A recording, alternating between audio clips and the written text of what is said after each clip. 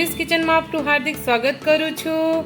આજે આપણે શીખીશું ચીઝ કોર્ન ગાર્લિક બ્રેડ। જો તમને મારી આ વાનગી ગમે તો પ્લીઝ મારી ચેનલને સબસ્ક્રાઈબ અને મારી વાનગીને જરૂરથી લાઈક કરજો। તો ચાલો હવે જોઈએ આપણે તેના ઇન્ગ્રેડિયન્ટ્સ। સૌપ્રથમ આપણે જોશે garlic bread, liquid cheese, process cheese, બાફેલી મકાઈ, ચીલી ફ્લેક્સ, ઓરેગાનો, મીઠું સ્વાદ અનુસાર। સૌપ્રથમ આપણે ગાર્લિક બ્રેડની સ્લાઇસ પર લિક્વિડ ચીઝ એડ કરી દઈશું।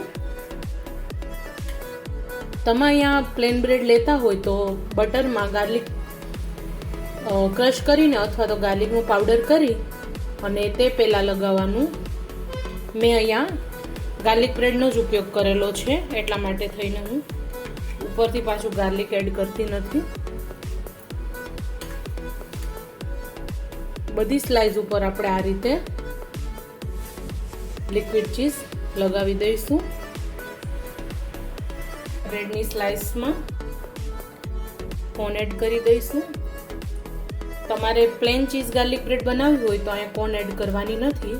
હું અત્યારે કોર્ન ચીઝ ગાર્લિક બ્રેડ બનાવું છું, એટલા માટે થઈને કોર્ન એડ કરું છું।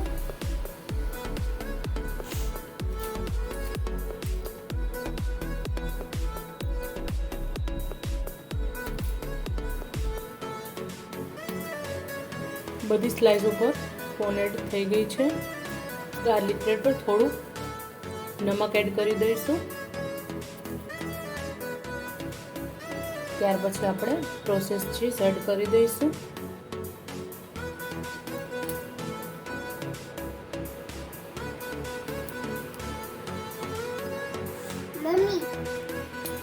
બધી સ્લાઇસ પર પ્રોસેસ ચીઝ સરસ છીણી લીધું છે। તમારે પ્રોસેસ ચીઝની જગ્યાએ જો મોઝરેલા ચીઝનો ઉપયોગ કરવો હોય તો પણ કરી શકો। હવે આમે આપણા ચીલી ફ્લેક્સ એડ કરી દઈશું।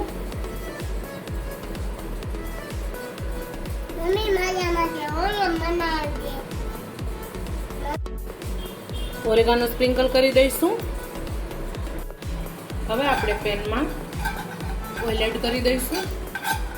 તમે ઓઇલ અથવા બટર ગમે એનો ઉપયોગ કરી શકો છો। ત્યાર પછી આપણે બધી ગાર્લિક બ્રેડને પેનમાં મૂકી દીધી છે। ઢાંકણ ઢાંકી 5 મિનિટ આપણે ગાર્લિક બ્રેડને શેકી લઈશું। 5 મિનિટ થઈ ગઈ છે। તમે જોઈ શકો છો ચીઝ એકદમ સરસ મેલ્ટ થઈ ગયું છે।